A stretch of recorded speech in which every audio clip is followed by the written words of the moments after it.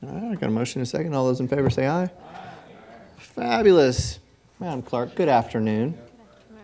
Happy Tuesday. Thank you. You too. We have 3 items, ordinances final read. Is there anybody that needs any additional information on these 3 items? Well, those are under finance. We also have one under planning. Councilman Mitchell, we're good with that planning item on final? Yes, sir. All right. Let's move along to resolutions then. Madam Clerk, we've got a couple items here under ECD and then a few appointments. Let's just run through these real quick. If you don't mind, let's go to 7A, please. A resolution authorizing the mayor to execute a third agreement to exercise option to renew for an additional term of 1 year with North Chickamauga Creek Conservancy and substantially the form attached for the lease and management of a community garden at Greenway Farms Park with an address of 5051 Ganstore Road. All right. Thank you, ma'am. B, please.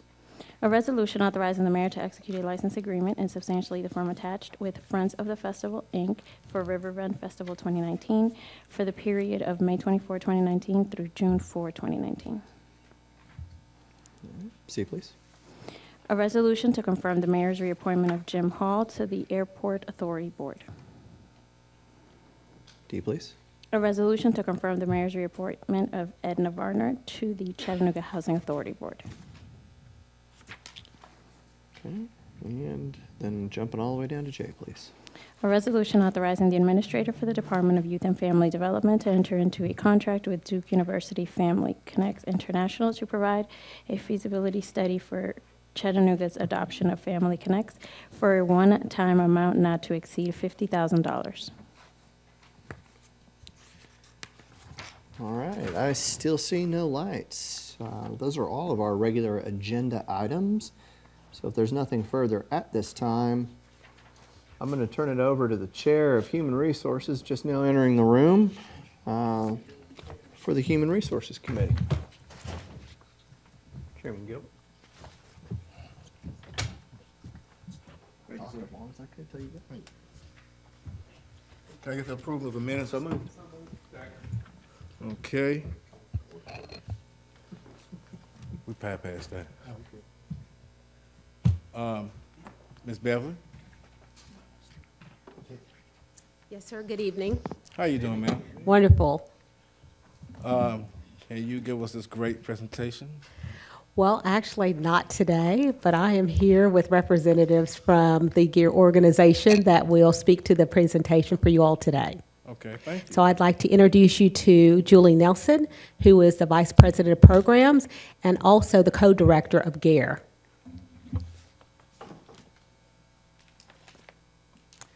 Good afternoon.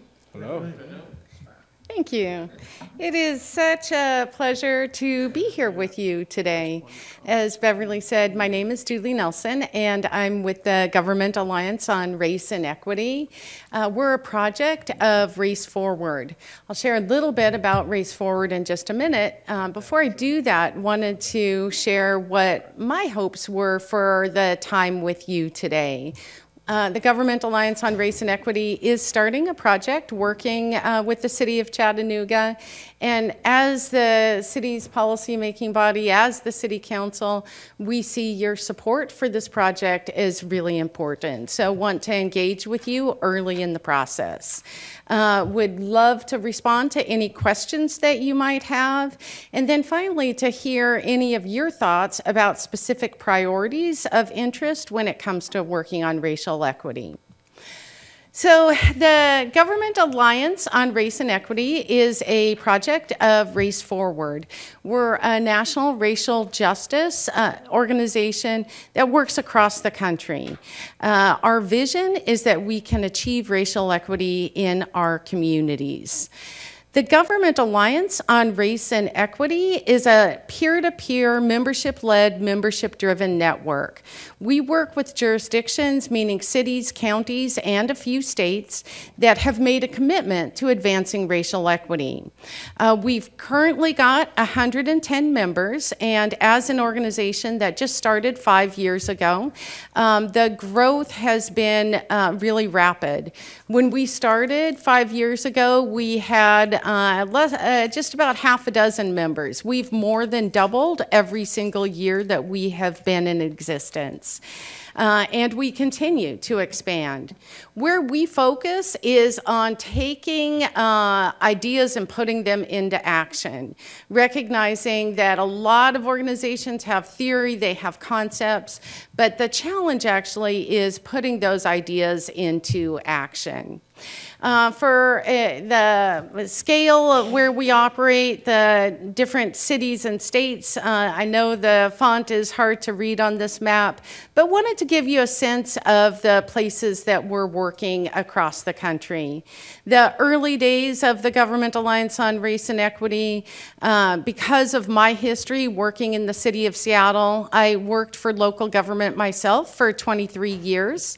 Worked everything from the budget office to fleets and facilities, the utilities, was deputy director in the human services department, and then the last 10 years, I was the director of the Office for Civil Rights.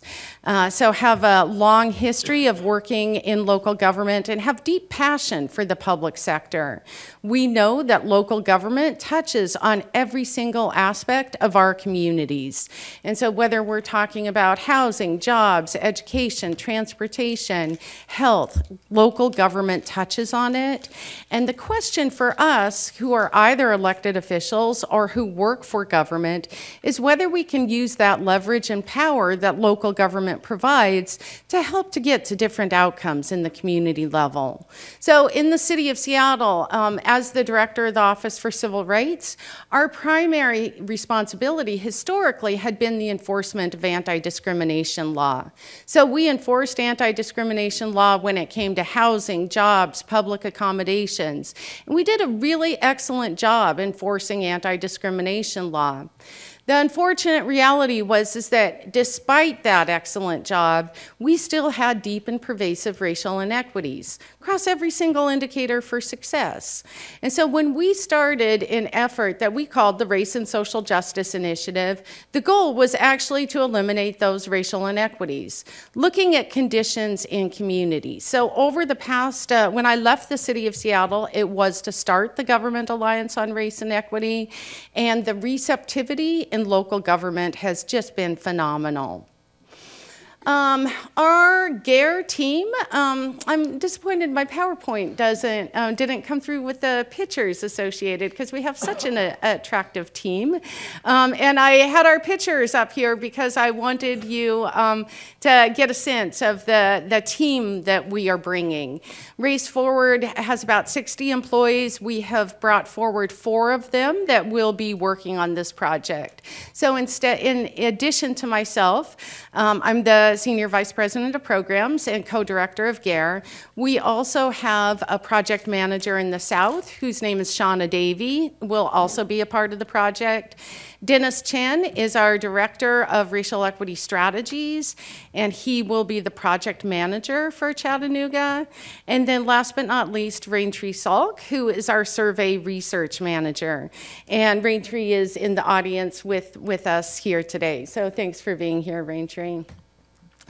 Want to spend just a moment reflecting on the fact that the city of Chattanooga, in stepping in to work on racial equity, you're joining a movement, working within government to transform government, creating a public sector that truly is for the public good. When we've got deep and pervasive racial inequities, we are not living up to everything that we can and should be. In the city of Chattanooga, this is an article from just January 29th, but looking at the income gaps between whites and African Americans. And the racial gap in household earnings in Hamilton County, 30% greater than the rest of the country, and white households in Chattanooga earning twice as much as the average black household. So that difference is extreme. It's worse than the rest of the country, and that level of disproportionality is what we are aiming to address. So it's one example of a racial inequity, and we know that by using the power and leverage of government, we can do better than that. approach that we take with working on government is a three-pronged approach: normalize, operationalize, and organize. By normalize, what that means is that we have to have shared definitions, have a commonly held set of vocabulary. So sometimes when we come into a room to talk about race, people have different ideas. Some people might be interested in talking about individual acts of bigotry. Other people are using terminology like institutional and structural racism. If we are not having a shared conversation where we have at least commonly held definitions, we're going to be talking past each other. We're going to be butting heads. And so being able to normalize conversations about race so that we're at least coming to the disparities with a shared analysis. Secondly, operationalizing means that it is not just a matter of training or having a shared understanding, but that what we do with that information matters. So we have methodology around inserting race into decision-making processes. And so asking questions around what the data shows us, what community engagement has told us, using those two things to actually develop strategies for intervention. The use of a racial equity tool is a methodology that can be used across a multitude of different topics, and I'll give you examples from some peer cities in just a minute. The third thing, organize. Typically, when people hear the word organize, they think about the historical reality of how change has happened. That we have seen community organizing, oftentimes with government as a target. When we are talking about organizing, what we're talking about is twofold. Yeah, community organizing is critical, and the organizing that takes place within institutions can have an impact too. So when we have an inside-outside approach, when we have a shared vision where we are looking towards that same idea of what racial equity can and should be, we're much more likely to have the impact that we seek. The project that we're working on with you on the City of Chattanooga, there's 3 phases to the project. The first phase is around context setting. That's what we started yesterday and today. We've had some meetings with your leadership, had a meeting with some community leaders yesterday, sort of starting with a baseline of those introductory conversations. We will also be doing an employee survey across the 2,700 City of Chattanooga employees, looking at the employees as your greatest resource. Their ability to use racial equity tools and to help develop a racial equity action plan will be critical for your success. Phase 2 is when we'll do some training with leadership and management. Again, not just training around sort of like go to training, check the box, but go to training to get greater skill, build some muscle, and get better capacity. We will also be launching what we call a core team. A core team will be made up of representatives across all departments.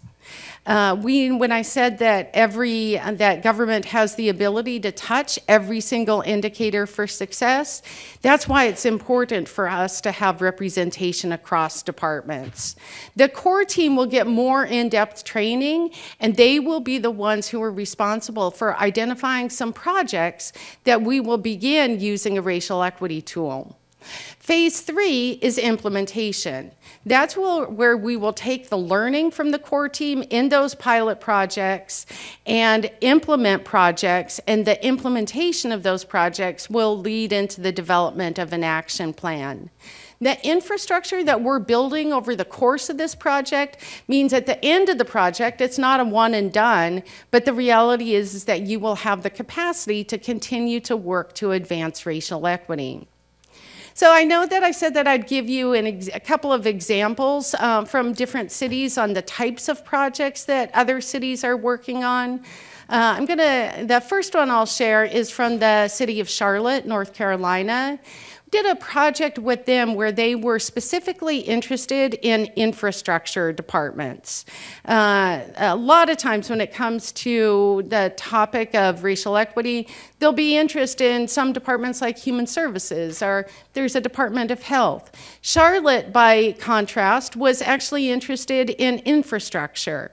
So things from the utilities, things from transportation, the zoning, the housing, just really looking at in a deeper way at the infrastructure provided via government. Examples of things that they looked at were things like water line replacements. Where were water line replacements taking place? And what was the process for designating what neighborhoods got water line replacements? Another example was around Vision Zero, where the goal of Vision Zero is to eliminate pedestrian fatalities. Charlotte knew that there was disproportionality in Charlotte when it came to pedestrian disproportionalities.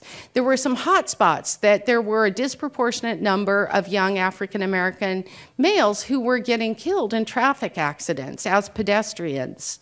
Now, what Charlotte did in this case is that instead of thinking about it from a perspective of, well, you know, like we need to teach people how to cross the street, or, you know, like think about people as if they're the problem, what they did was looked at it from an infrastructure perspective, from a design perspective. How was the city doing what it was doing that was producing those disproportionate outcomes? So this set of 7 projects, the city of Charlotte identified as pilot projects and is now in the process of implementation.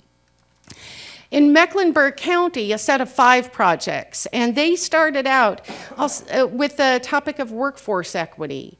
And there's a pattern that many cities and counties do want to talk about workforce equity. It's an important topic because for your employees to be advocates, it's important that they see that the work for racial equity is something that the city itself is walking the talk.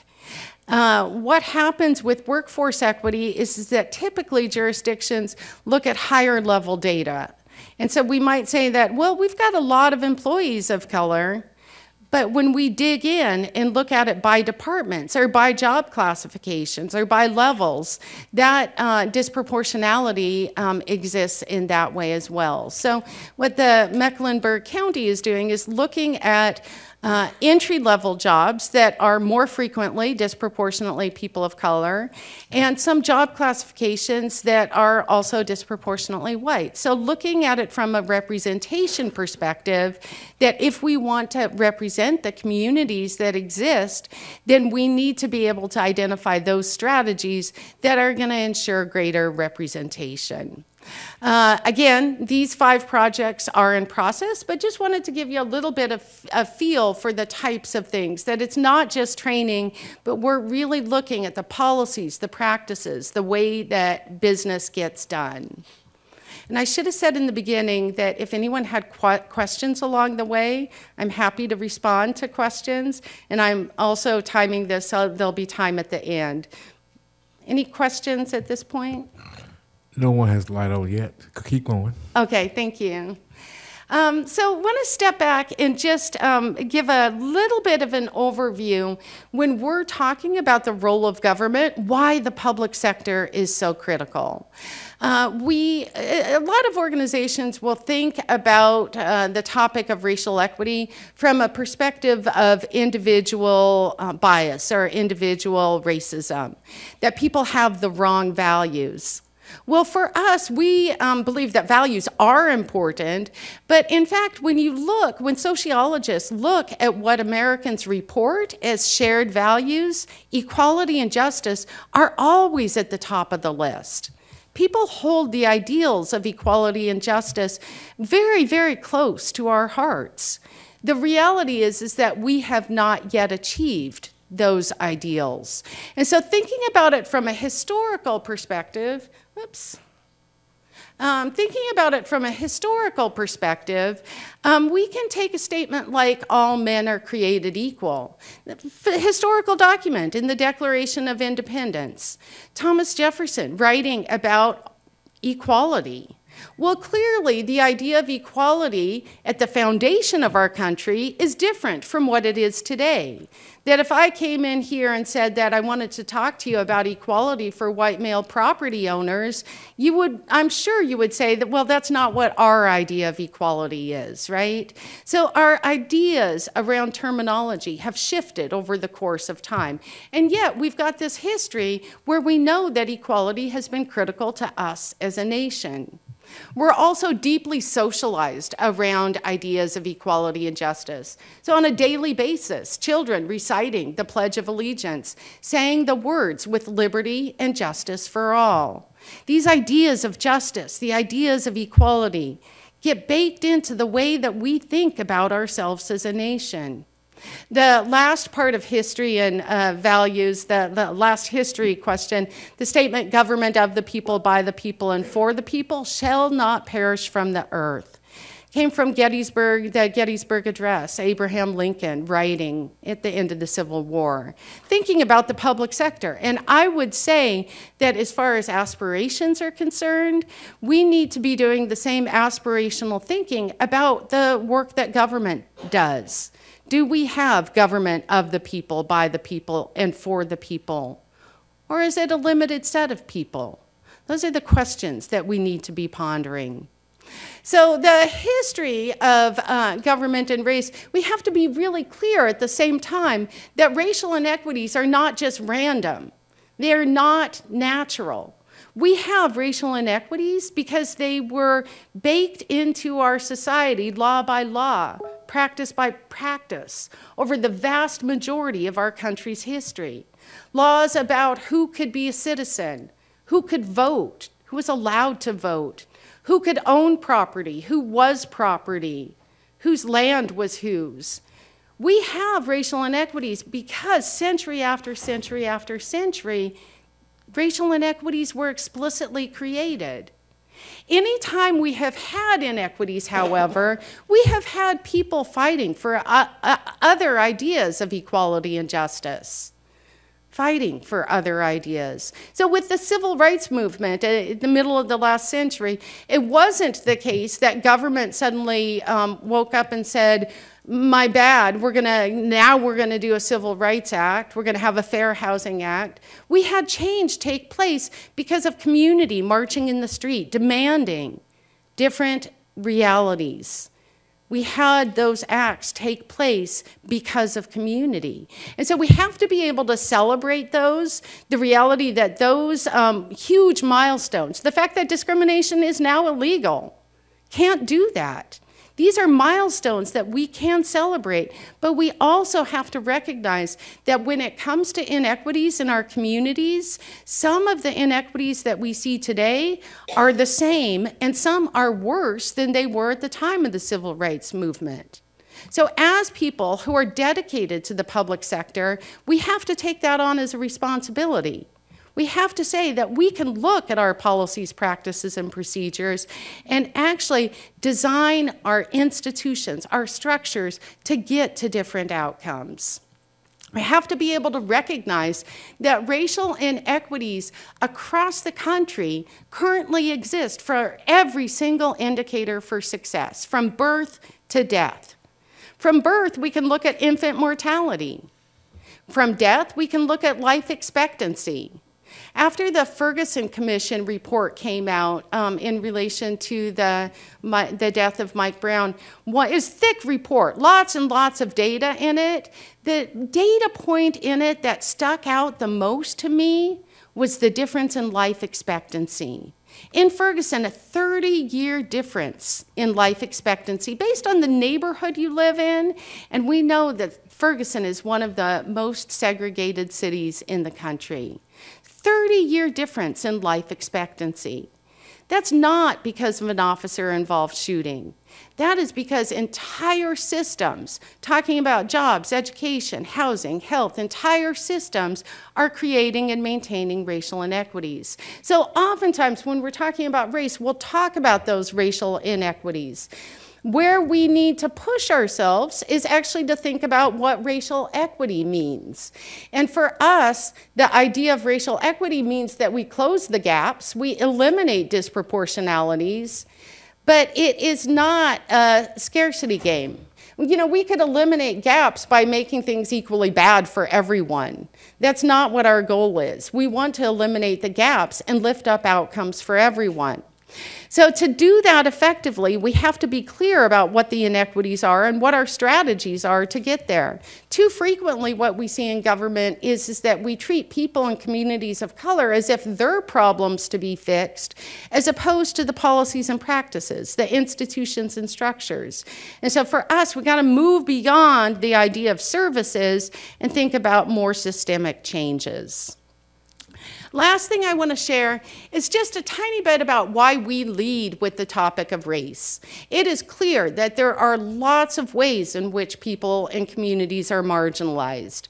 The reality of sexism, ageism, ableism, we've got lots of isms that are still in existence, and it's critical that we be able to work on multiple areas of marginalization, but we lead with the topic of race for a number of reasons. Number one, what I said about racial inequities being deep and pervasive. Many of them getting worse, not better. That depth and pervasiveness is critical for us to acknowledge. Second thing is around racial anxiety. This is another term that sociologists have come up with, the term racial anxiety, meaning that there's a tendency for there to be tension in talking about race. That race oftentimes is an elephant in the room. People dance around the topic. They use coded language. When racial anxiety exists and we can't just have conversations about race, it means that we keep the existing system in place. So have to be able to normalize those conversations about race. The third thing is that learning an institutional and structural approach to work on the issue of racism is applicable to other areas of marginalization. So we can use those same tools looking at issues of gender, issues of age, all areas of marginalization. We can use that same similar analysis. The last reason is really important as well, and that is specificity matters. The solutions that we need to develop to address issues of racial inequities are not the same solutions that we need to address gender inequities or sexual orientation inequities, disability. We need to be able to have the specific strategy to deal with the topic that we're talking about. So specificity matters. We focus on race, but not an exclusive approach. Always use a race and, recognizing that this way in which different areas of marginalization intersect is critical for our understanding of equity broadly. So, few things that I want to close to ask from you. Number one, and this is not not asking for immediate responses, but would really love to hear from City Council members if there's particular topics that you think are ripe for using a racial equity tool on. And then the second thing is, are there strategies or actions that you currently have under consideration where there could be some synergy, some opportunity? So would love to hear answers to those questions. And like I said, my email will be at the end, and we can have some of that conversation with questions at the end. Before we do that, I want to talk about next steps. The most immediate next step is that we will be launching the employee survey. It will stay open for 2 to 3 weeks, and it's right around the corner.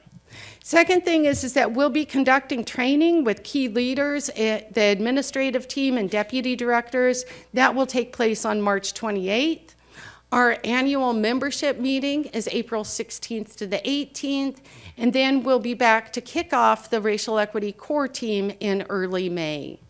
The entire project will take place into the fall, and going back to the different phases, really look forward to the end of the year, having a racial equity action plan that actually is responsive to your local conditions and lifts up the expertise that you all have here in Chattanooga. So with that, I will pause and ask if there are questions. Councilwoman Byrd.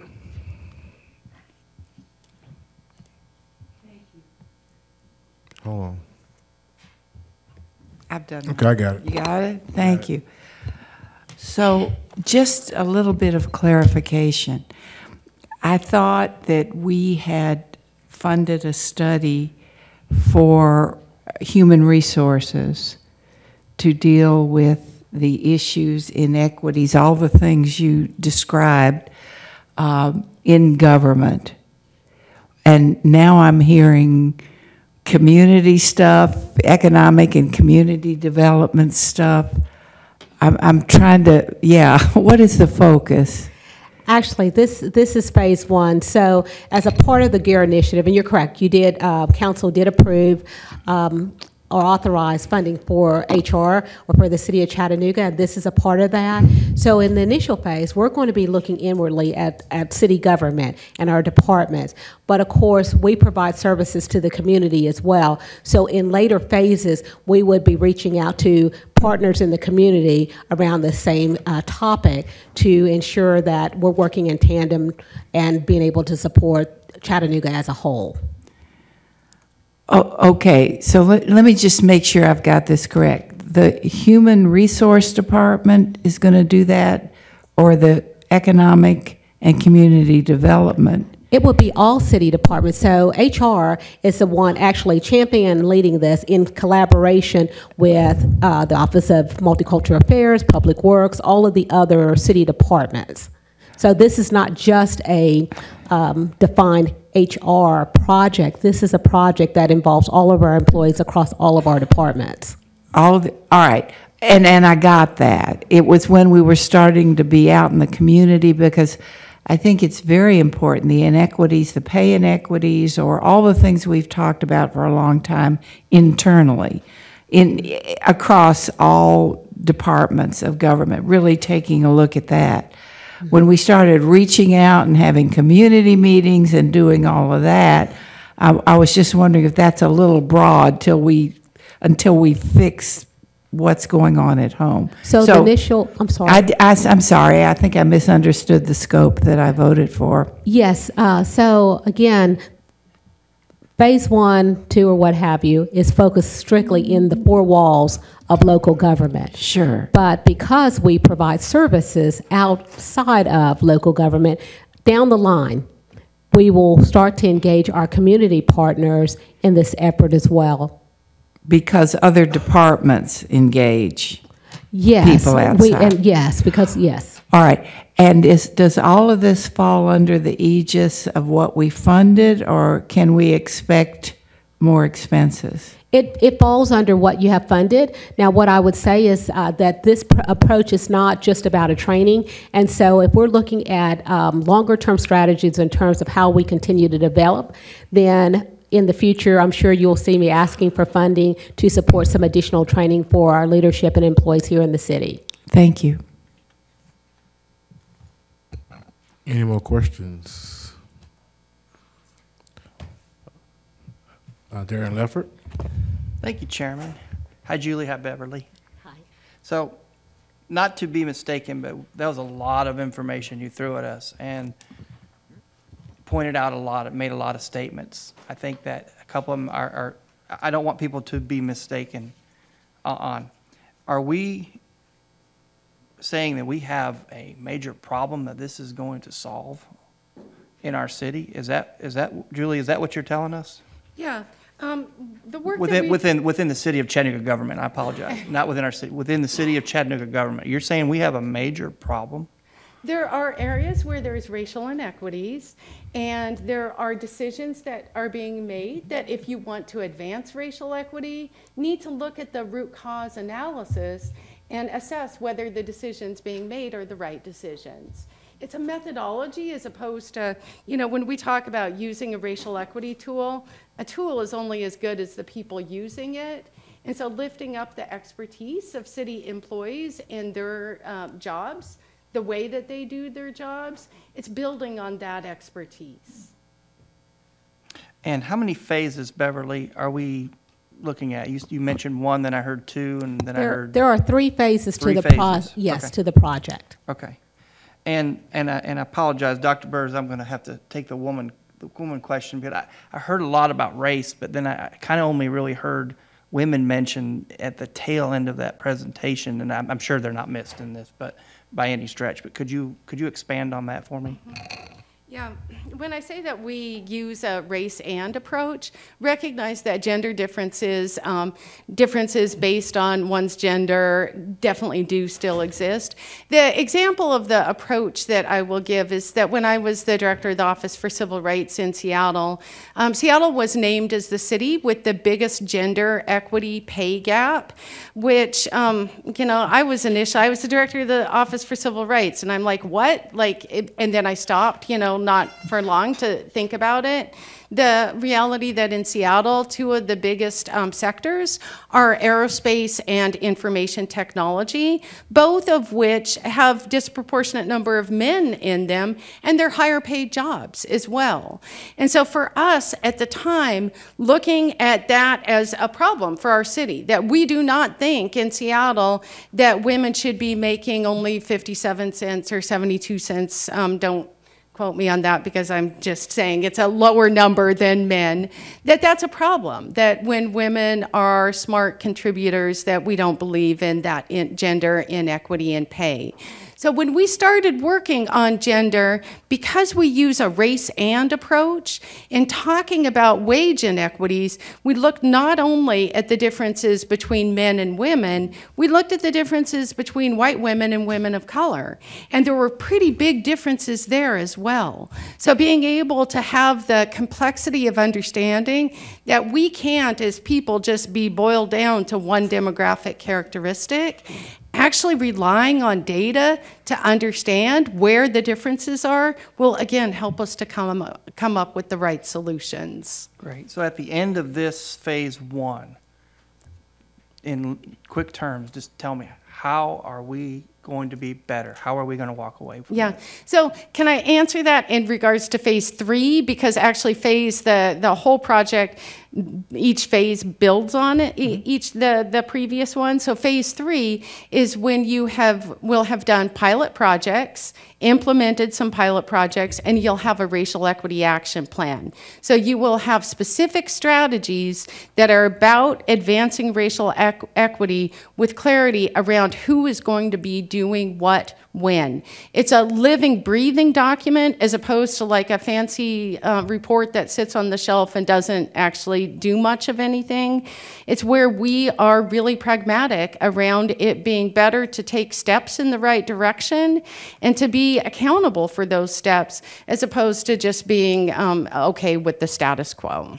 Okay, so we're going to have some sort of information at the end, Beverly, that tells us, wow, we fixed A, B, and C, and this city's doing better, the city government's doing better. Yes, if that is than the where outcome. we started. Absolutely. So along the way, we'll know how we're progressing. Obviously, the outcome we're hoping to be is that we're doing better. But if we are not, then that's an opportunity for us to pause and reevaluate. But we would have up-to-date or up-to-minute results as to where we are. Great. Last question, Chairman. The data that we're going to compile from this, how will that be used moving forward for future administrations and councils?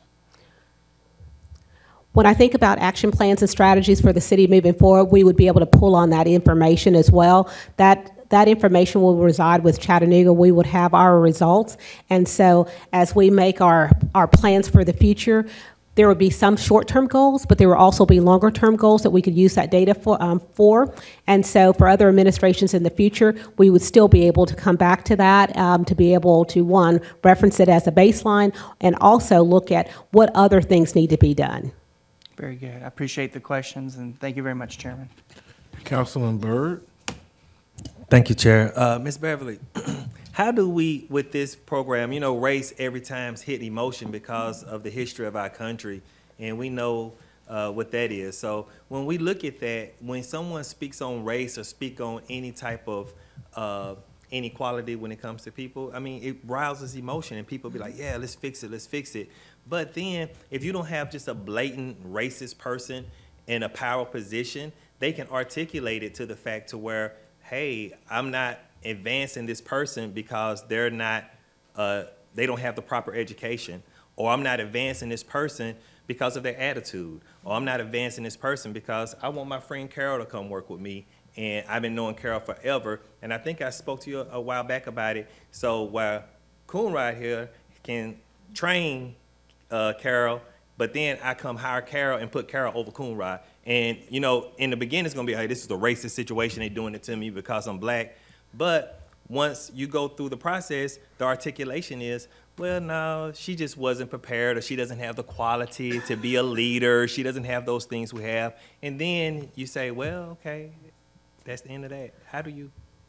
Well, first off, so through this process, let me just highlight that this is not training. So when I think about development, and when we hear the terms building capacity, that means this. First, in acknowledging where we are in terms of what opportunities there are for us to develop, I start thinking about what competencies are we expecting in leadership, what values that the city of Chattanooga will they aspire to and hold us accountable to. So from that aspect, I'll use the example from the hiring process that you just illustrated.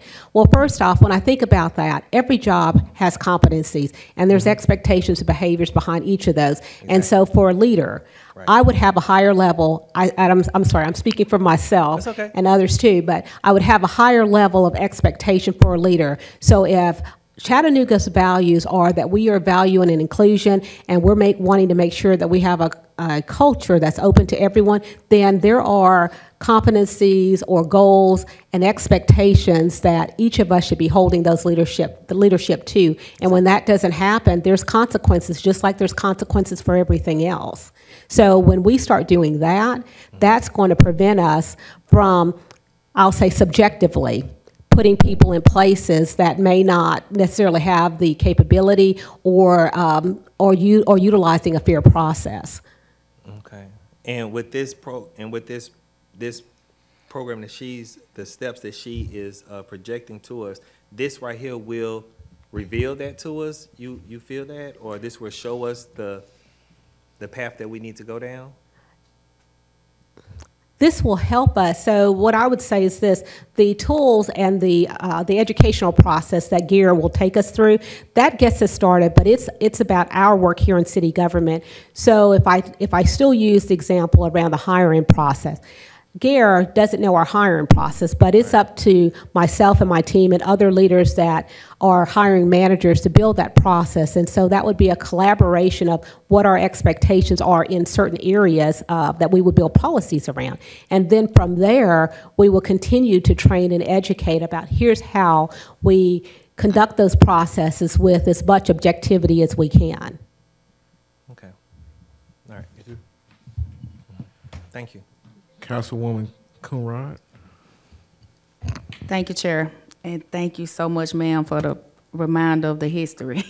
Sometimes we often forget where we were, and it's still that way in some areas. It's not as close up in our face as back in the 60s or so, but we're close to being exactly that. And it's also institutional, interpersonal, and structural, systemic as well. So I think this is going to be great, but I do have a couple of questions. What are the intended results and the outcomes within the government that you're hoping to achieve? Whomever wants. Okay. Well, first and foremost, when I think about the intended outcomes, now, of course, I'm talking from Beverly's point of view right now, because this is going to be a collaborative process. So from leadership, we have not collectively come together. So I know one of the outcomes that we would expect from this process is that we would have identified one or two top priority goals, that we would have leadership and all employees trained by a certain period of time in our process, and we would have action plans that would give us, I'll call it our roadmap to how we're going to achieve some of the outcomes in terms of making sure that we remove inequities. And so if we take one of our projects, and just for example purposes, I'm going to use hiring. If we identify that our hiring practice has opportunities there, then that would be one of the outcomes from that would be that we would have goals in place, that we'd have processes in place for that to ensure that we're on a better path to make sure that there is minimal inequities in that process, at least from the standpoint of being able to use race as an indicator in the future for future outcomes. Okay, and then the next question is, how will you ensure accountability, communicate, and evaluate the results? Well, from accountability, that starts with each of us. So as an example, for this process, when we identify what our goals are, as an example, when I'm having one-on-one sessions with my leadership, I'm going to be asking questions about how are we progressing on the items that we have come to agreement on? What are their teams doing? How are you demonstrating this every day? And my expectation would be that they would cascade that downward to their team when they're having one-on-one. So for you as a council, as an example, as collectively, if we agree on certain things, I would expect the same from you, that you guys would be asking us those questions when we identify our goals. How have we performed? What are we doing in these areas? And what are we doing when we have missteps or whatever the case may be? That's how we drive accountability, and all of those would be rolled up into our performance reviews. So if we keep it in front of us and we're holding each other accountable, that's how I believe we'll continue to progress and not backslide. And how does use of a racial equity toolkit, which you presented here, how does that work or fit with other racial equity strategies? The racial equity tool is the methodology. So going through the methodology leads you to strategies. After you've got strategies, implementation of strategies, and the final thing, to your point around accountability, when we implement strategies, it's not enough just to say, like, we passed this policy or we changed this practice. We have to have rigor and focus going back to see whether the impact that we thought was going to happen actually did happen. So they fit together in that way. Okay, now it's the, gotta make sure I say this right. When we often make these presentations and when we say race and equity, everybody automatically just assumes, oh, it's for African American. But it's other entities that is factored into this, and a lot of people, depending on what side of the mountain that you grew up on, that when you mention equity, it's a fear factor for them. Oh, we want to make sure that everybody have an equitable opportunity, but when we use the word equity, we want to make sure it only happens just for certain people. That means that we got to share and we're on the same playing field at that point. And a lot of times everybody don't want that to happen. And it's majority than none, right? So when these studies and everything are great, but just when you think about history and you laid that foundation real nice and gave us a great visual of that, 2019, we're still having those same exact conversations. Mm-hmm. We're still at the counter of Woolworth saying we want to have an equitable opportunity, except it's in our communities, right? When we think about the funds that's going into our community, it looks like charity work for African Americans and the Latino, the poor people.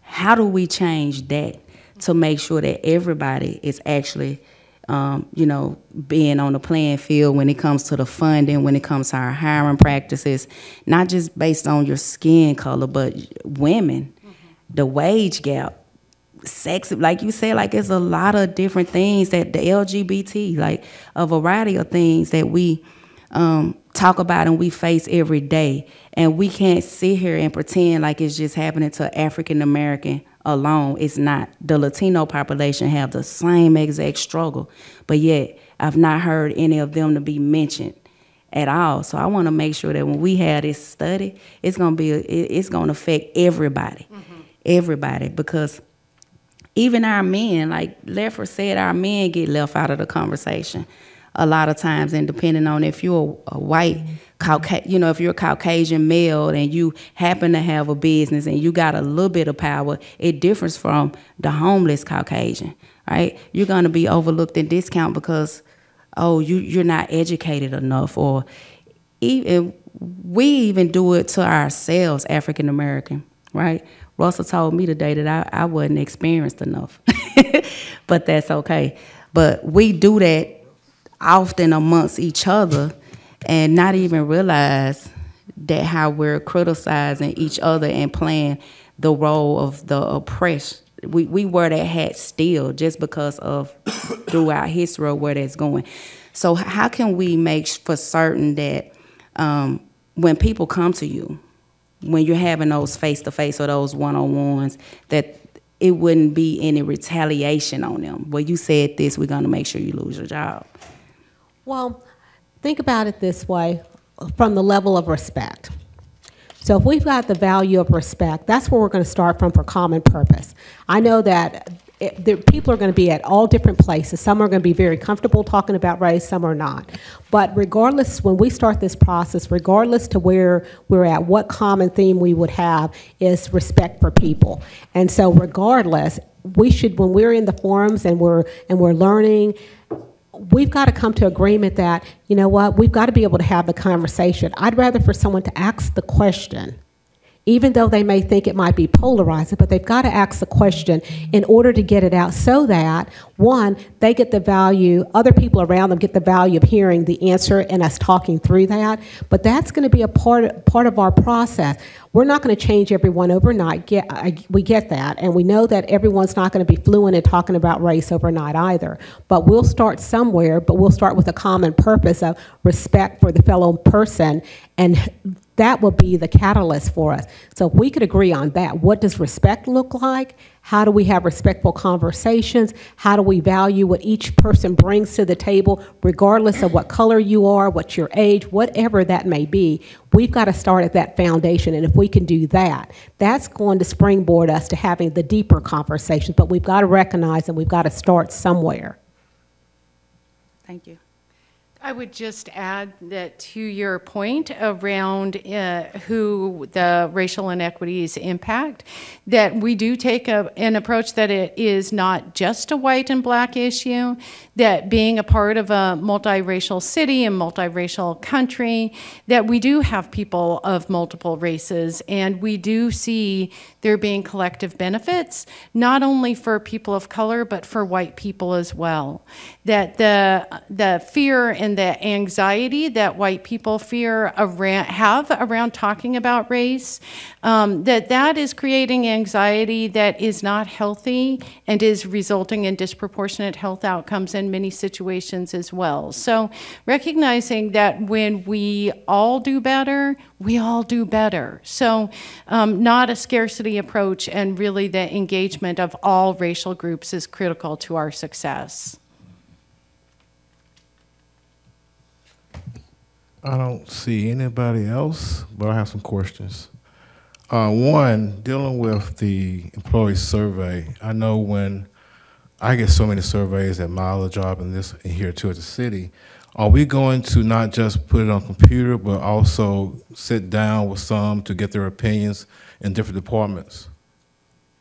Yes, we are. We're going to try to have a focused approach to this, and we've been talking just today in terms of what would be that approach, whether that's classroom style where some can come and complete the survey, rather they're doing it on their own. But we want to be intentional about that, and we want to try to find a way to encourage as many participants to complete it as possible. Appreciate it. As I was listening, I listened to some of my colleagues. I listened about age, I listened about women and others. It always boils down to is, at the end of the day, if it's a woman or if it's age, when it comes to African Americans or blacks, we still gonna be below on that bottom level, because when it comes to money, when it comes to economic opportunities, we're still here, even though we male, female, whatever we may be, we're still at this point. And what I'm gathering is that hopefully we'll get something that we can go above that and have a conversation of, some people misunderstand each other, and once we sit down and talk about our differences, then we can come up with solutions to help each other. 'Cause I know, like my brother over here, Chip, we talk a lot about different things of I asked about his culture and he asked about mine. But I think once we discuss it and they learn more about it, they can understand more. So I think that's a good opportunity. I hope that we as a city, as council, be involved with this so that we can actually sit down and see our differences and so we can come up with as a council also. I still don't see any more questions, so I do appreciate everything. Is there anything else we want to discuss about Gare? Nope. Gare? Thank you. If you Okay. do have any additional questions, my email is a part of the PowerPoint, so please feel free to reach out. Thank you. Thank you. All right. Well, there's no other questions. I don't think I have. Excuse me for a minute.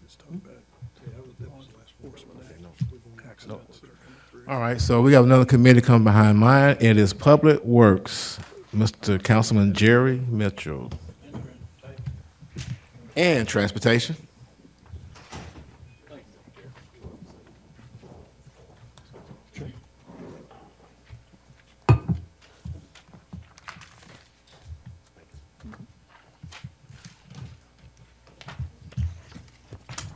Can I get approval of minutes? All those in favor say aye. Thank you. Before we get started on Mr. Bailey's presentation, I had a request from Councilman Ledford, who is not here, to go over one of the ordinances on next week. Ordinances on first reading, and maybe we got to wait till the end to do that so when he's here. So with that, we'll go ahead and go into the audit right now, but let me just say, if it's okay with the council, we're going to let Mr. Bailey give his presentation, and we will take questions at the end of that. Is that okay with everyone? Okay, and maybe your questions will be answered as he moves through the presentation. Go ahead, Mr. Bailey. Thank you for coming up here and helping us out with this audit. Of course. I'm delighted to have the opportunity to present a little bit about our department, and then if you, I think I'll take just a few minutes just to talk about some of the things that we've been doing for the last couple of years that relate to asset management, and then go straight into the recommendations that were made in the audit and how we either feel like we already have or are or will be responding to them. Let me tee up my notes here. So I wanted to acknowledge 4 of our staff members, Matt Snyder, Mark Heinzer, John Gibson, and Eddie Tate, and making sure I don't miss anybody. Thanks, guys, for being here. They represent 2/3 of our staff that's in charge of project management and asset management. And 2 of the others, one of whom manages sidewalks, Tony Madewell, is working on a project that is dear to the heart of Councilwoman Burrs that's on a time crunch, and so he's in the office doing that. And the other one is actually has been very busy for the last 72 hours doing field visits on slope repair issues. So there are 4 folks here and 2 others that all spend an incredible amount of time on assets. I wanted just to go through real quickly some of the things that I think some of you know that we've done. First off, since 2013, as you know, we have increased our funding by about 2.5. We started in 2013 with about $1.6 million directed towards paving and assets, and we've increased it just for paving all the way up to about $4 million, so about 2.5 times. And we actually had more money than that going towards assets that go beyond paving, but that's about the number that we've used for paving in this most recent fiscal year. In addition to that, we are eligible for federal funding through our Transportation Improvement Program, which we inherited. That program works on a 4-year cycle, and we inherited a program that had about $1.4 million dedicated to resurfacing. When we had the first opportunity to re-up on that cycle, we requested about 3.4. So we also multiplied that amount of funding by 2.5. We also are proud to say that we try to use innovative techniques to make sure that our dollars go as far as they can. This year, we used a new technique called high-density mineral bond that I know John worked a lot on. High-density mineral bond is a technique used for streets that are in average condition. They're not fully deteriorated. They're somewhere in the middle of their lifespan, and high-density mineral bond puts a new coating on the street. It's challenging because there's no access that can happen. So that was one of the reasons that John worked so hard you can't drive across the surface for many hours. So we had to go door to door and make sure that every property owner knew that it was coming. The advantage to that technique is it costs as much as a third less than a standard mill and pave, but it can bring a street back to a nearly new situation in terms of its life cycle. So it's a very cost-effective way to extend the life of pavement. We also use things like crack seal and seal coat that you all know about that we try to combine with our mill and pave program. In addition, I wanted to tout Katie Snyder, who's one of the two that's not here. Katie took it upon herself one weekend. She showed up one day and said that she had spent the weekend analyzing about 85 structural reports that come from TDOT. I think you all know that TDOT does, as a service to all communities throughout the state, they do structural inspections of all bridges and culverts, whether they're TDOT responsible or local responsible, and we have about 85 of those combined between culverts and bridges. So we get an inspection, I think they're every other year, so every other year they're updated. Katie went in and looked at every single inspection and created a database that includes that information, and it's sortable and allows us to prioritize our bridges so that we can plan ahead for major repairs that we need. And in fact, she and Matt have spent a considerable amount of time with the consultant over the course of the last month looking at an abutment under the Macaulay Avenue Bridge that needs to be repaired. Slope repair, and I know some of you experienced some slope repair in the last 72 hours. I just want to point out a couple of things. I asked Mark earlier, he said that was a 25-year, do you still believe that's a 25-year storm that we experienced over the course of the last week. Not just in Chattanooga, you all may know that they closed several miles of I-40 near the North Carolina line because of a slide as a result of a slope failure. They also closed I-24 near Nashville. We, of course, had to close Lake Resort Drive over the weekend. We were able to reopen it, at least for one lane of traffic. Katie has actually spent a significant amount of time at Elder Mountain Road in the last couple of days. The amount of work and Public Works has also been very active. In fact, on Saturday night and Sunday morning, there were lots of us that were out looking at some of these slope issues to make sure we could keep Chattanoogans safe, not to mention first responders. Three others. Asset management program. I presented a year ago today, maybe not today, but about a year ago in the departmental report, the pavement management prioritization methodology, which we refer to as the PMPM in our office. We have to acronymize everything, give everything an acronym.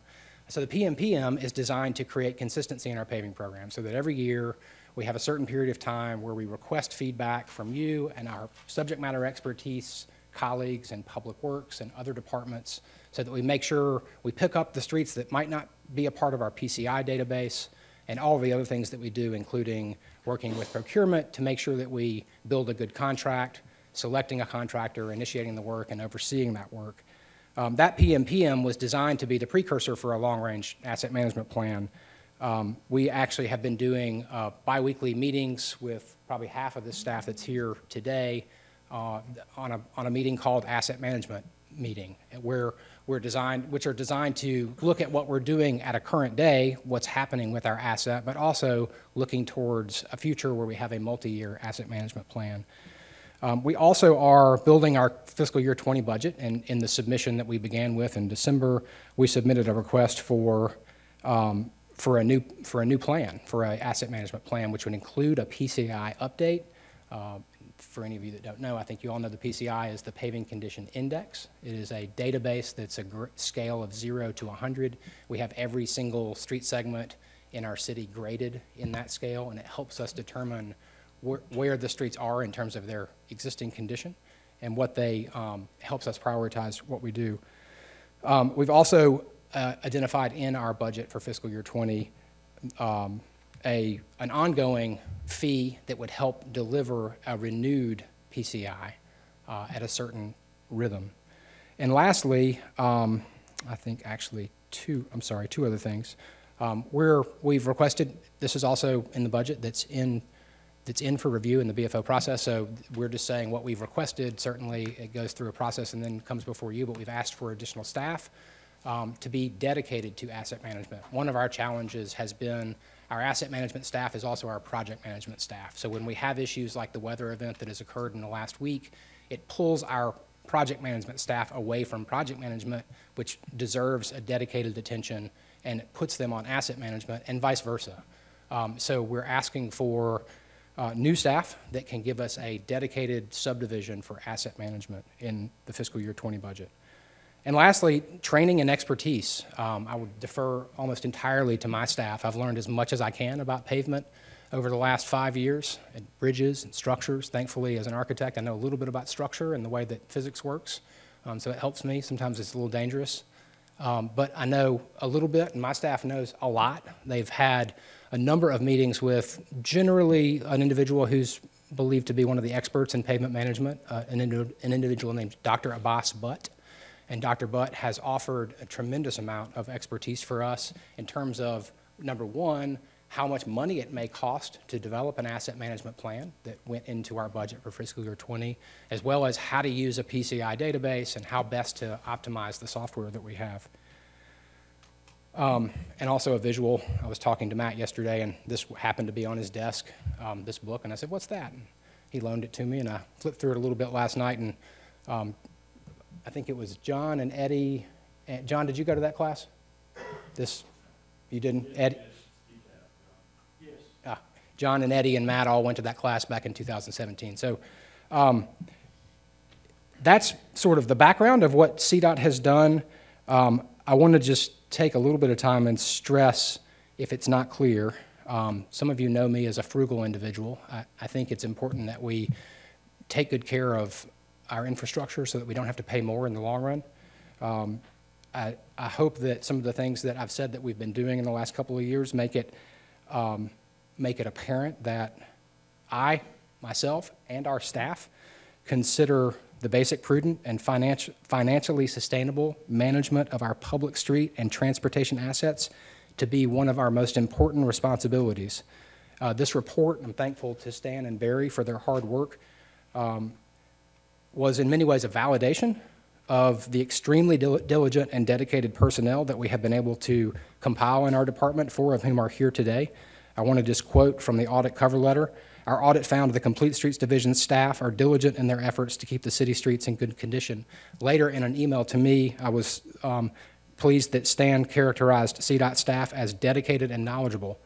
In that vein, I think, and speaking for Katie and Tony as well, who were here, these are some of the most honest, genuine, hardworking people that I've ever had the pleasure to work with. These individuals that are in this room and that work in the staff, working on asset management and project management. 4 of us were standing, thankfully, on a beautiful sunny day on Sunday morning at Lake Resort Drive, looking at the failure that's happened there, trying to figure out how to deal with it. We're dedicated and we believe in the infrastructure of our city. So I'll go straight into the recommendations, of which there are 7. I've addressed, at least indirectly, many of them, so I'll just say what they are and real quickly what we feel like our response is briefly. You have the audit, I assume, which has a little bit more information in it. So number 1 is we recommend CDOT develop and implement a TAMP document. That's a Transportation Asset Management Plan, including a 5-year paving and major repair plan that is updated annually. And I'm indicated for over 2 years, CDOT has been engaged internally in an effort to create a comprehensive plan for all of our street infrastructure assets.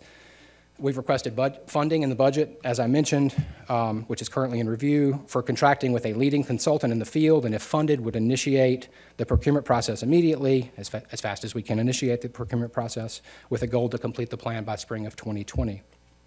Recommendation number 2, we recommend CDOT's Complete Streets Division request an increase in the paving budget to be more in line with comparative cities, and as necessary to prevent further deterioration of the streets. And my response is, we have done that every year, and we will continue to do that. Building on our funding increases helps us level out the curve of deterioration on our streets. Recommendation number 3, we recommend CDOT's Complete Streets Division develop a detailed plan of action for the PCI below 40. I won't read the whole recommendation. I've spoken with several of you about that recommendation.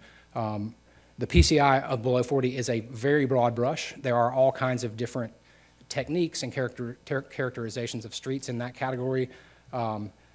We believe that through the asset management plan, we should develop a strategy that deals with the specific issues associated with all of those streets, not necessarily a one-size-fits-all approach. But we do believe that we need to directly address the streets that are in that category of below 40. Recommendation 4, we recommend CDOT ensure a complete PCI study is conducted on all the city's roadways at a maximum of a three-year period. And I believe we've been reluctant to refresh that study just because we'd rather spend the money on paving. But we did already request funding. In fact, my staff actually requested funding last year for a PCI update. We have requested funding for a PCI update in this upcoming budget. And as I mentioned earlier, that is inclusive of an asset management plan. Let's see, and recommendation 5, we recommend CDOT develop and implement processes to allow current information to be input into the paver software to produce high-quality information. This would require a minimum of installing the available interface between paver and CityWorks. It also requires what Justin Holland and I have been working on for quite some time about every time there's a repair done by a crews, that data would be tracked in CityWorks and would update our PCI database so that we know what the condition of our streets are, not just from paving that's done through our contract, but also paving that's done through our own crews. So we agree with this recommendation. Recommendation number 6 is upgrade the paver software. We also agree with that recommendation. We're actually working on that currently, and if we're funded for a PCI update, it would be upgraded. And lastly, we recommend CDOT devote sufficient human capital to ensure all aspects of pavement management are addressed on a continuous basis. One possibility for consideration may be devoting a full-time staff member to pavement management. As I've mentioned, when I count FTEs, and so folks do lots of different things, John and Eddie are, for the most part, 80% on pavement and asset management. Mark is about 10 or 20. Matt's probably 30 or 40. When you add them all up, Katie and Tony, we've already got about 2.5 FTEs that are dedicated towards asset management. But as I mentioned, there's a huge benefit to actually having a dedicated staff underneath the title of asset management subdivision that we're asking for resources for in our fiscal year 20 budget. So that is what we're up to currently, what we've been doing, what we're doing now, what we're doing in the future, as well as the audit and the audit report. I did appreciate some of you asking me some questions beforehand. I hope that I've addressed all of them, but I may not have. I have addressed all of them in my head, so if there's any questions that you had that I didn't answer, please ask them, and I'll do my best. In your head? In my head, yeah. And I lost. That's why it's a little windblown looking at my brain with the haircut that I had earlier. Okay, let's go to questions. Councilman Henderson. Thank you, Mr. Chair, and I would like to recognize Stan Sewell. Stan, great report, the great audit report on our paving. I appreciate all your recommendations in here. Blythe, and you hit on this. I think when you boil this whole report down, it comes down basically to two things. One, develop a comprehensive asset management plan and increase funding and allocate funding for that plan.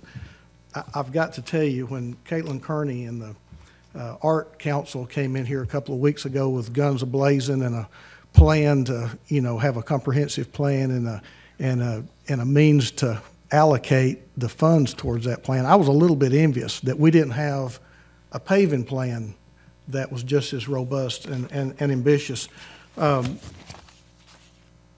So I heard you say that you was working towards the spring of 2020 for an asset management plan. And I guess my question would be, is that a comprehensive plan, meaning are we talking about a 1 year, a 5 year, and then a long range, meaning a life cycle plan to where we can at least assure citizens that, once every 5 decades their road gets paved. In other words, we're looking out long term, and then also developing what that plan would cost. In other words, what I would like to see from you is a recommendation to this council as to how much a comprehensive plan like that would cost that we need to budget towards every year.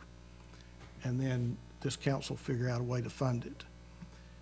Now, the other thing that I would like to see addressed in that plan is also those roads, and here again, I'm speaking in a broad brush term when I say those roads that have fallen below 40. I realize that all those roads may not have to be reconstructed, but many of them would have to be reconstructed. It's fallen below 40. I would want to see in that plan, or what your plan for those roads are. I mean, and I think we sort of started a pilot program where we're taking sort of the leftover funds from paving when all of that money wasn't allocated, and we begin addressing some of those roads. I don't really consider that to be a strategic plan. I mean, I think that's at least an approach, but I would like to see what a plan for addressing those roads would be. In the report, Mr. Sewell talks about, or he recommends, a one-time infusion to take care of many of those roads. I would also like to know what that number would look like, to have a one-time infusion to take care of those roads that are below 40 that need to be reconstructed, that can't just be milled and resurfaced. I think mostly I agree with what you just said, Councilman. The budget request that we have that's currently in review through the BFO process includes $400,000. That is intended, and through consultation with Dr. Butt, is intended to include a long-range plan, the tools that we need to use our software every year to develop a maintenance and recommendations report. Now, you're talking about the plan that would come forward in 2020, Yes, spring sir. of 2020? Yes, sir. So it would include that long-range Yes, plan, yes, sir. the what I would call the life cycle plan? Yes, sir, and it would also include the update of the PCI. Okay. Now, we have the benefit right now of being on the front end of that, and of course, I have to stress again, I don't control whether that budget request will be funded, but this is a perfect time for input to make sure, I mean, I took notes, as you could see, as you were taking, to make sure that the under 40, I haven't asked my staff that question of how detailed it can go. I fear that maybe for that fee, we can't get that detailed where we know exactly what repair technique to do on what street, because there's going to be hundreds of streets under the 40 that we need to understand whether they need to be rebuilt or whether a standard mill and pay will work or whether something else is more appropriate. But I do think it's important that we do that. And so we'll sharpen our pencil and make sure before we get to that point where we have an RFP out that we know that the scope of work that we need is in there. Okay. And there's probably nothing more assuring to someone when they hear the words, "you're next," regardless of where you've been in line. Is there a way that we can get to letting citizens know you're next, besides a year-to-year basis?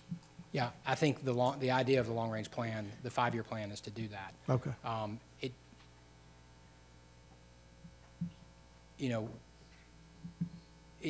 It removes some flexibility for different things that happen, whether they be unexpected failures or economic development opportunities or other things.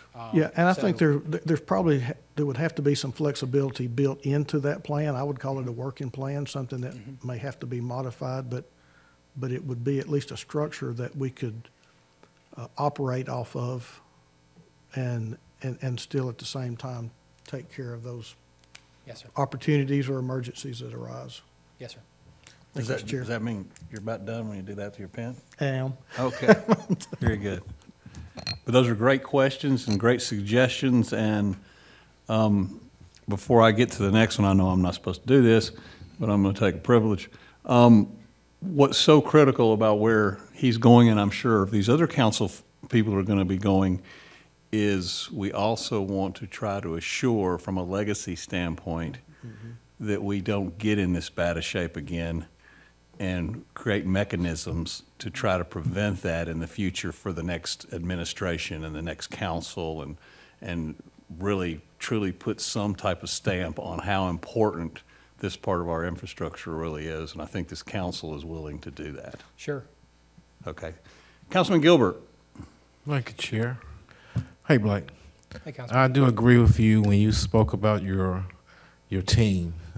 Your team do have a passion. I've been in meetings with them, and they just has a passion for it. I mean, even after hours, they be dealing with things in the dark, making sure things are done correctly, and I appreciate that. Looking on page 7 of the audit, comparing Knoxville to Chattanooga, their cost per lane mile was 3 years was cheaper. Is it because of what? Is it paving, or is it the cost of paving, or what? I don't know, honestly. It's perplexing to me that we're so close together that we would get different numbers, but there are a lot of variables when you bid a project. There's competition that may or may not exist. There's budgets that may be known that affect the prices that contractors bid on. I got that question from someone else, and actually I tabulated all these numbers, and it actually averages out, which also is perplexing. It's actually right around the same when you average all these years. You can see that some years our cost per lane mile is lower than Knoxville's, and other years it's higher. And when you average all these, I think it was about $132,000 for Knoxville and $134,000 for us, which is a $2,000 difference. For that much is practically identical. So I don't have an explanation for that other than different bids are probably different contractors. There are different circumstances. They might be bidding at different times, which affect the costs. Mobilization might be different. I noticed I actually did some research when we first got the draft, called Huntsville and Birmingham and a number of other cities to talk to folks just to get some benchmarks from them. Knoxville's actually a smaller city by land area than we are, so that could affect their mobilization cost. If the contractor doesn't have to drive as far to take their equipment, it could make the cost to manage their asset lower. So there's all kinds of factors. It's kind of hard to say. Okay. I know that the PCI was done in 2010, and hopefully, like my colleagues said, we're going to update that and continualization of making sure that it's updated. I do appreciate that. Because I do know a lot of roads are in bad condition, and I know that this administration has increased it each year compared to the other administration, and I do appreciate that. But it is a need to try to find more money, and that's a challenge. And I appreciate Mr. Henderson given that challenge of trying to find that money and put that money into the streets. So I do appreciate that, sir. Blythe, what is your thoughts on you saying we're going to look at every street within the city of Chattanooga, correct, as far as the PCI? Yes, sir. The streets that are locally controlled, not state. And we'll start with the ones below 40 first, or will we kind of mix it to a certain degree? In other words, you got the ones below 40, but you also have some, say 50 or 55, that if we try to complete the ones off 40, these will go to 40 in that length of time. So is that going to be kind of a mix? Well, and in fact, it would definitely be a mix, and we're going to lean on our asset management plan. So one of the things you didn't mention that we need to consider strongly is some of these preventative maintenance techniques that effectively increase. So if you've got a street that's 10 years old, for a fraction of the cost of mill and pave, you can bring it back to essentially equivalent to 1 or 2 or 3 years old. Sometimes citizens don't like that as much. May not look as good, but from a fiscal responsibility standpoint, it's the best thing to do. I think an advantage of this asset management plan is that it will tell us what that mixture should be. But I will caution us against the PCI database should not deliver the repair technique. The PCI database gives you a general, of course, when it's more updated, it will give you more specific information because some of our PCIs are just old. Some of the actual condition is worse than the actual PCI, and some of it's not as bad as we expect.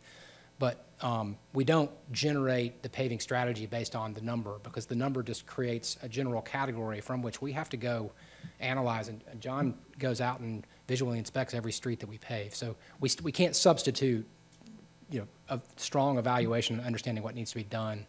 We can't substitute that with just the number that we have. I appreciate it. Thank you. That good? Yes, sir. Thank you. Councilman Ledford. Chairman, and welcome, Blythe. Thank you. And I appreciate you getting some of the questions that I had for you. You did answer in your opening presentation. So I'm just going to kind of skip around a little bit. First of all, my hat's off to you, folks in CDOT, Matt, Mark. Eddie, Katie, John, all of you, because I really believe that you are working with doing the best you can with what you're given. So my first question out of the gate for Blythe is going to be, what keeps you from asking for what we need? We now know. What keeps you from asking? Okay. Well, I don't know that I haven't asked for what we need. Well, I don't know if this council feels like we've been Sure. asked. I'll repeat. What can we do to help Blythe? Yeah, I think support the asset management plan, which a critical component of that I've already mentioned a couple of times, and my staff knows that I say this over and over again. I said earlier, I'm frugal. I want us to spend our money in a smart way, not necessarily just spend more money. So I want us to make sure that we know exactly where our dollars are going to make the most impact. Understood. So, Understood. But using all of the techniques, I think we need help in developing that plan so that we know what those techniques are and how to deploy them. And throughout this plan, it mentions we don't have enough money, we don't have enough staff. And I can only speak for myself. My colleagues can answer for themselves. I guarantee you, I'll be the first one to raise my hand for more money for paving and staff to help you get it done. Okay. Because I believe that it is still the #1 complaint that I get in my district. Again, I can only speak for myself, but it's the #1 complaint that I get. It's the #1 asset that we have, and I'm just like, why don't we ask for it? I mean, it's a lofty goal. We're way behind. Why? I mean, my 9-year-old knows how to ask for the moon. Sometimes he gets close to it, I feel like, but I don't feel like you've asked for the moon yet. And I think what we want is the moon when it comes to the #1 issue in our city when it comes to the condition of our roads. It's one of the most important topics, I think. Sure. I mean, there are many others. Don't let me mislead that. So when we're talking about PCI ratings of under 40, at what point do we trigger just a complete road shutdown? Most of the rebuilds don't require shutdowns. They're still passable.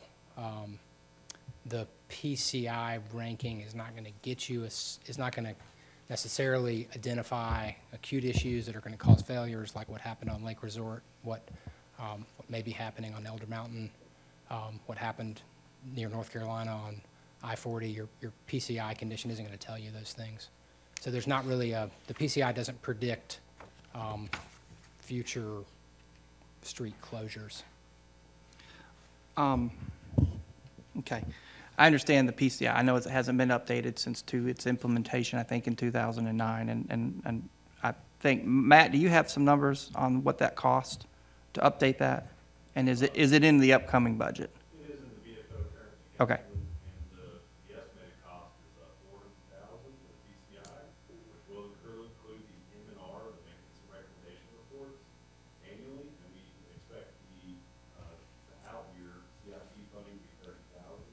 Which will give us the M&R report as well as our TAMP deliverable in the first year. Okay. I thought it was going to be pretty steep on that. So I guess let's go back to what keeps this from being I know it's difficult because you've got so much to do and we're so far behind. I just, like Councilman Henderson alluded to, I really want to know, is this going to be a priority? We've got 2 years left, all of us, before we have to do something else. Make a decision. I want to make a difference while I'm here. Sure. I really, really do. And I think that you do. And I think everybody sitting in this room does. So my cry and my plea to you is, what can we do to help make a difference and make monumental progress, put in mechanisms that we can do better? And this is, I'm extending my hand because I believe never ask for anything unless you're willing to step up. And I'm willing to step up. And I just want the administration to know, and they know this, they know how we all feel about paving. We talk about it and joke about it all the time. But this report really has me concerned. I mean, it shows that we are way behind the 8 ball. And I really, like Councilman Henderson alluded to, I really want to see an active plan. And I could go on to this. I have highlighted this thing and gone through it, and I have a million questions that I'm just kind of disturbed that it's not a very good report card in my sense, and I know that you're working what you have. That being said, yes, I will echo my colleagues. Thank you, Maura, thank you, Mayor Burke, thank you, Stace, everybody who's doubled and increased our paving. Great steps, fantastic. And I'm not saying any of this in a tone of criticism. I'm saying it in a tone of help. What can we do to help? And I just want you to know that we're all sincere and that our citizens are concerned and that we are here to help you and we are here to help the administration, and to please hear our cry. Thank you. And that in closing, I just wanted to say that city government can often be measured by the overall opinion of the public on very important key issues. And in this report, I saw that it was very low when it comes to this, and it is one of our most valuable assets. So I just want to let you know that I'm here to help. Whatever I can do, you just reach out to me, and I will do anything I can to help increase and get us on a path to success on this. Thank you. Thank you, Chairman. Feel better now? I feel better now. Okay. Councilman Smith. Thank you, Mr. Chair. I don't feel better. If anybody is surprised by this audit, they shouldn't be. I wish I could say I was surprised by a lot of what was in it still, considering much of what is in this audit have to do with statistics and numbers I was quoting when I was campaigning in 2013. And we've increased the budget, but at the same time, costs have gone up drastically. So it's great that we're able to apply more money, but unfortunately we can't control our costs at the same time, and they continue to climb and keep up. So, we're still doing less than we were years ago with less budget because our costs have simply gone up significantly as well. So let me say, you said, Blythe, you commented about the work of your crew and your team, specifically this past weekend. I had a really, really rough weekend in my district due to all this weather, and I think many of you are quite aware of that. I was on Lake Resort Drive Saturday night in the rain. I was standing out there with a few of your crew members that were and helping them put up barricades at that time, because I just happened to be coming through when it happened and shortly thereafter. So thank you, to your crew, everybody out there, not just leadership, guys.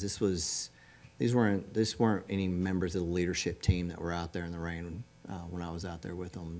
These were people that were out there making sure that nobody was getting past this road until it was well blocked. So thank you very much for the incredibly fast response that took place over the weekend by you and your team. It was very, very much appreciated. Unfortunately, it's in an area of Blythe that you and I have been going back and forth on for years.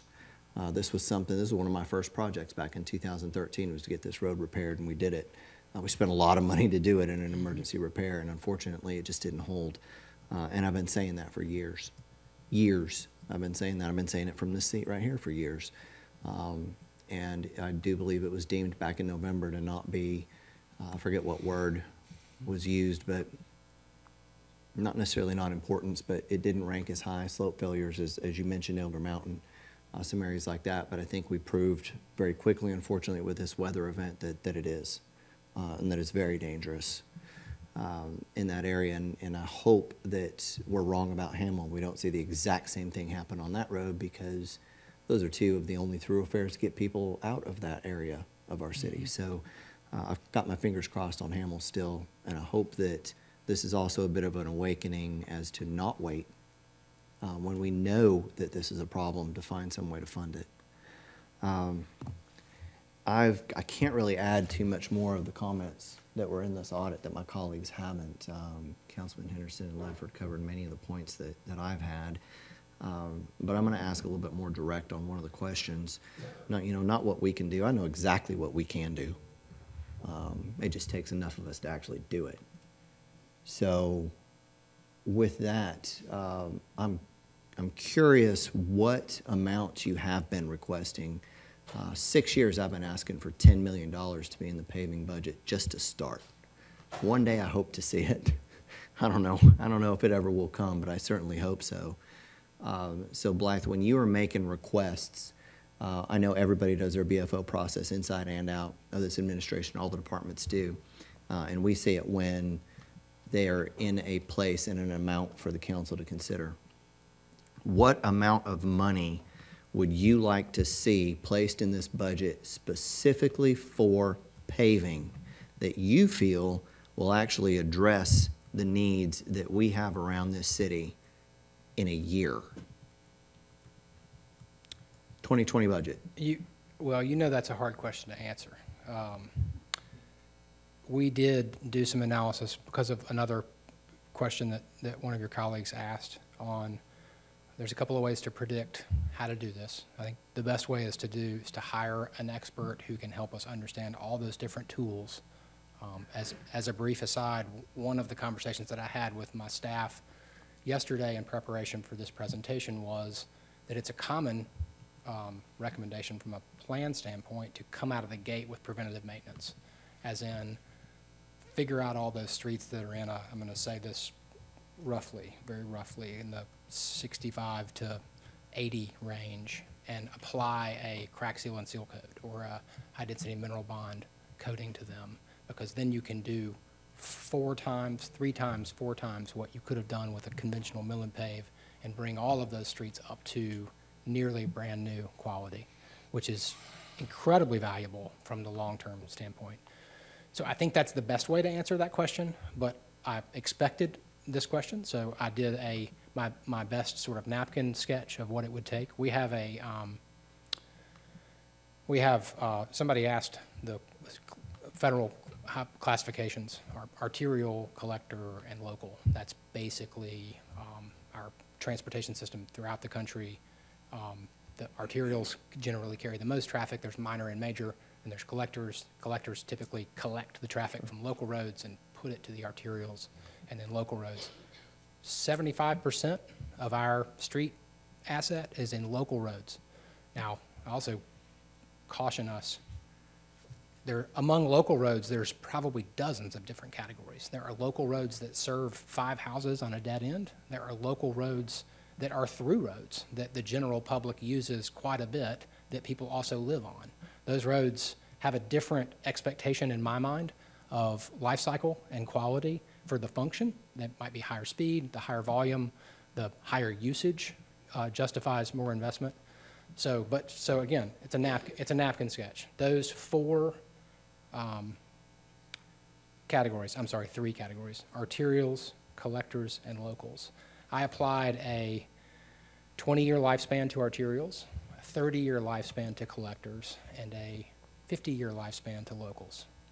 And when I did that, I just did the simple math. The square footage of the total asset in each of those categories multiplied by a recent bid number for how much it costs to pave per square foot.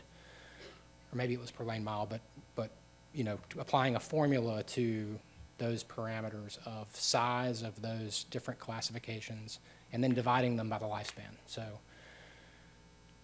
if you do a 50-year lifespan, then theoretically you would do 1/50th of those streets every year, right? And that gives you a $6.2 million yearly cost, just that one. You could do all kinds of them. You could say 50 years isn't enough. 20 years is what it needs to be.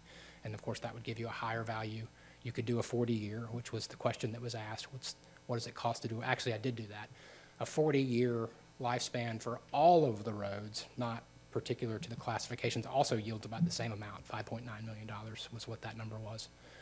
And so I knew that question was coming. I don't think that's the right way to determine what our budget is. I think we continue to go to increase our funding, and I would stress, more importantly, we continue to learn more about the different strategies and what they cost and what they can deliver as far as the long-term impacts and the costs of managing the asset, and that's the way we move forward. If you just took into consideration the roads that have been submitted to you for request for resurfacing, there was a survey you sent out. I know I got it. I know I submitted roads, and I know a number of my colleagues also did. You may not have had time to look at it, but if not, I would be curious to know what that amount then. I understand, and I totally agree with your assessment and how you were pulling that together.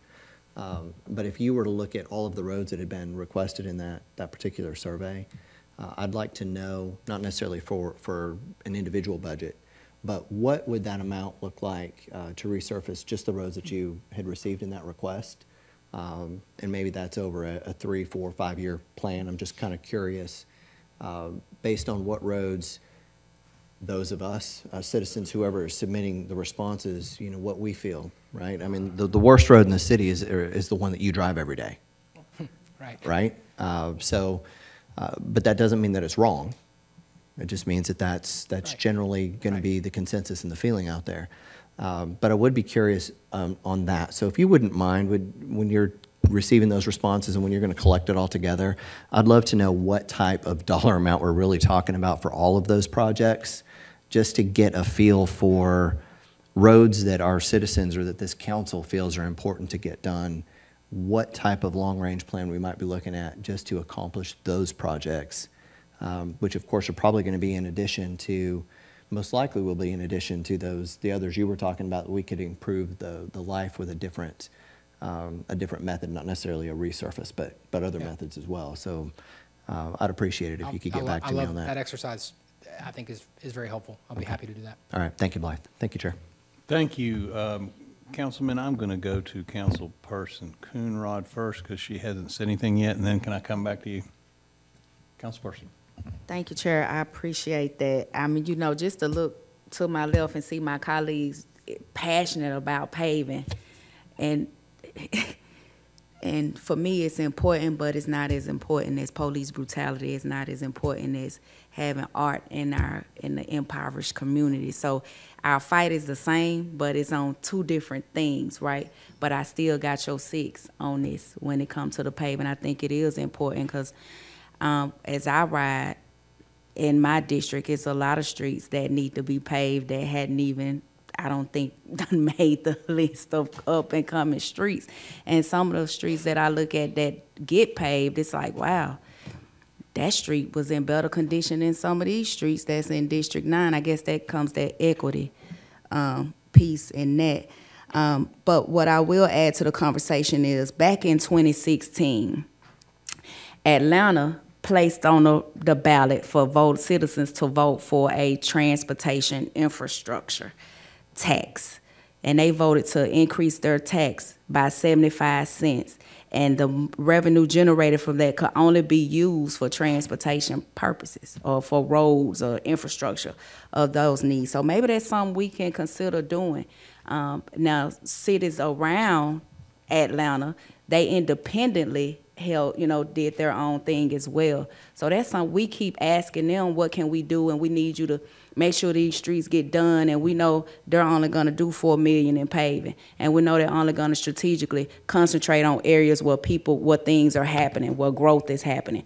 So maybe we need to entertain the thought of let's put it on the ballot and let's give our citizens the opportunity to determine if they want to increase a 75-cent increase to go to an infrastructure fee to get our roads paved, because that's a dedicated stream. Sure, everybody here ran. They weren't afraid to go outside the box, right? And what I've seen since we've been on the council is that we allow the administration to keep us hostage inside of a box. But when I ran, I said I'm ready to blow the box up. And that's what I expect from this council as well. We can't just blow the box up on certain topics. We got to be willing to go all the way in to make sure we're getting the things that's necessary for every community to begin to thrive. Thank you. Councilperson Henderson. Oh, wait, sorry, I didn't see. Oh, man, let's do it Councilperson Burrs. I'll have to punch it again. Go ahead. Have you done a look at your capacity? If you had all the money you needed, what is your capacity to implement? You mean, well, from the standpoint of, let me stress, we think that we need more resources in terms of people. I take another opportunity to tout the folks that are in this room that do the jobs of more than one person, every single one of them.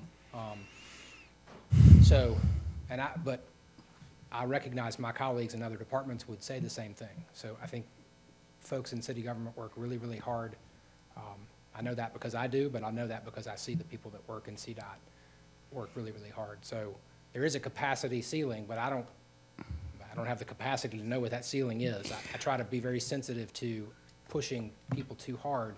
Let me answer it one other way too, in case this is what you meant. I think that our capacity is in managing contracts. So we don't have crews in CDOT. We have crews, but they're specific to striping and signals and sign work. We don't have street repair crews. So to a certain extent, there's a logarithmic curve. Like you can add more So you money contract and it out, Right. or Public Right. Works does repairs, Right. and they're the ones that really we should be thanking for a lot of the work that happened this weekend. I guess what I'm saying is, one of the things that's always concerned me is if you were to have, by the way, did I hear you say 6.2 million? Yes, ma'am. Okay. And that really surprised me because when I first got elected, it's a little over 9 years ago, one of the things we heard was that we were $42 million behind with our streets because everybody had kicked the can. And based on what some of my colleagues have said, we've gotten a little more money, but prices have gone up, costs have gone up. So I would guess we're still that far behind. So when you're looking at a total plan from 30,000 feet, sometimes I think we get caught up in the minutia when really I'd love to know, in a perfect world, what is it you need, and I'd love to see it laid out by year. What I'm saying there is if you had all the money you needed, it would still take a certain number of years to spend it because of capacity. So it's not just the money. If we gave you $20 million, because stuff is contracted out, you still need to build your own capacity to do the contracting and the work. So I'm thinking about a total picture. $42 million behind, or whatever that figure is now. It couldn't be that far off.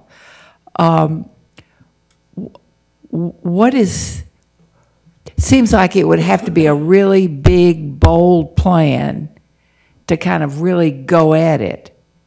And then, you see what I'm saying? You got to take a big bite somewhere. Have you all looked at it that kind of way?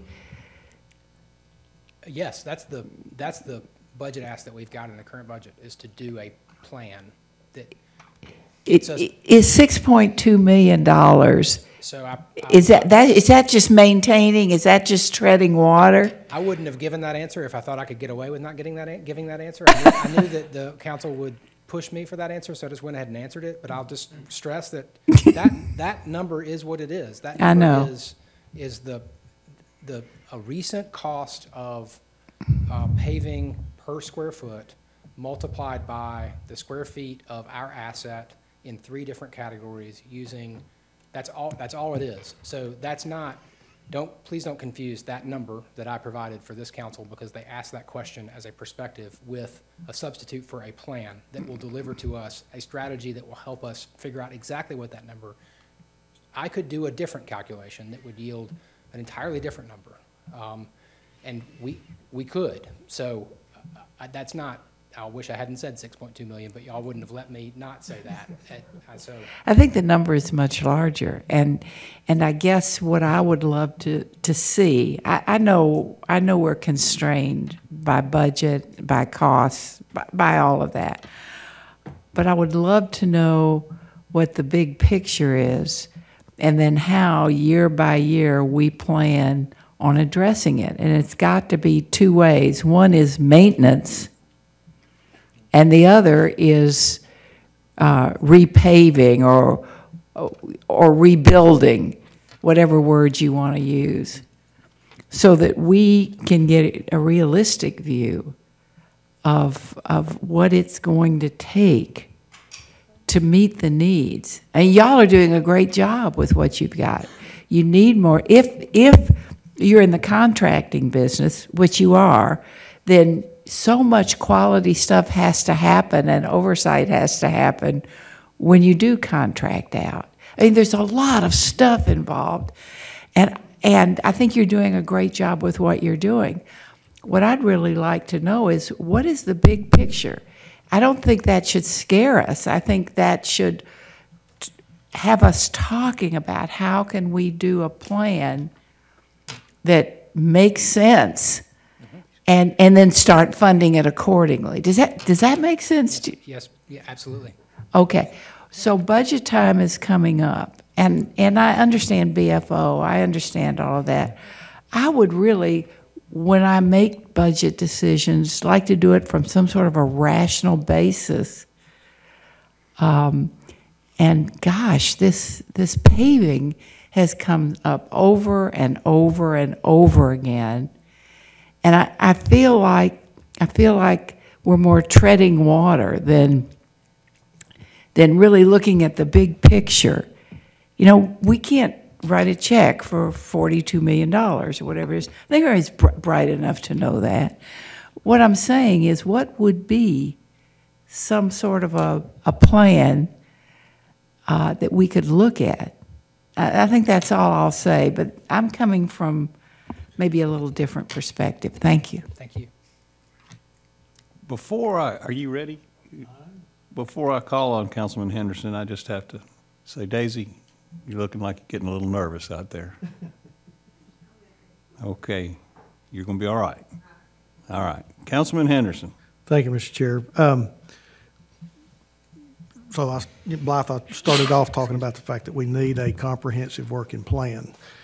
And I think budget requests come out of a good comprehensive plan. We can talk all day long about numbers up here, and we're just all be guessing at really what the number needs to be without a good comprehensive working plan. And I'm talking about a short-term to long-term plan. Here's the reason I wanted to ask this question, Mr. Chair. You said the report would come back in spring of 2020, and I got to thinking about this. Depending on when in the spring of 2020, it could be past our point of getting it into the budget. Is there a way, and I think I heard you say you were going to request this money for the study be done in this coming year's budget. Is there any way to get this plan moved up to where we could consider it in the following year's budget? And at some point, this council, as Councilman Ledford referred to, is, you know, we've got an expiration date up here that we've got to be scored and possibly run again. But as Councilman Mitchell said, we would like a mechanism in place that would ensure the funding of whatever this plan says it needs to be. So I'm concerned that the spring of 2020 may be a little late for what we're looking to do. Is there any way to move that up to where we could get it late winter? I don't think we could feasibly procure and expect the delivery of the content in that period of time.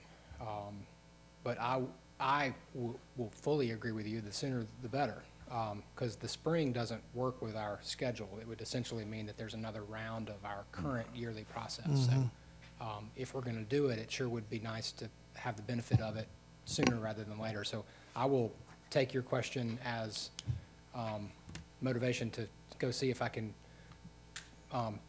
figure something out. Thank you. Thank you, Mr. Chair. Thank I'll lay you. my pen down.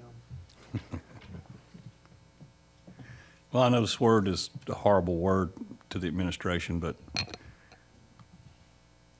could you do this with a budget amendment? Don't look at her. I know what she's going to do. I've worked with her a long time. I don't know. That's not my question to answer. Okay. That was more of a technical question, and it was really pointed at her. Yeah, right. That's why I looked at her. Okay. All right. You know, I don't see any more questions, but Councilman Ledford, I've got to ask you, we tried to start with this, but you had left for a couple of minutes. Do you still want to hear a quick explanation on 6B about the speed on through streets? Oh, I would. Thank you, Chairman, for remembering. If you don't have that, an ordinance to amend Chattanooga City Code, Part 2, Chapter 24, Section 24-502, relating to speed on through streets. Don't quit your day job, Jerry. Bear with me just a second. I want to make sure what I tell you is accurate. That would be very helpful. This is tonight's agenda or next week? It's on the 5th of March, but I think Councilman Ledford felt the need to know a little bit about it so he can give it some due consideration over the next week.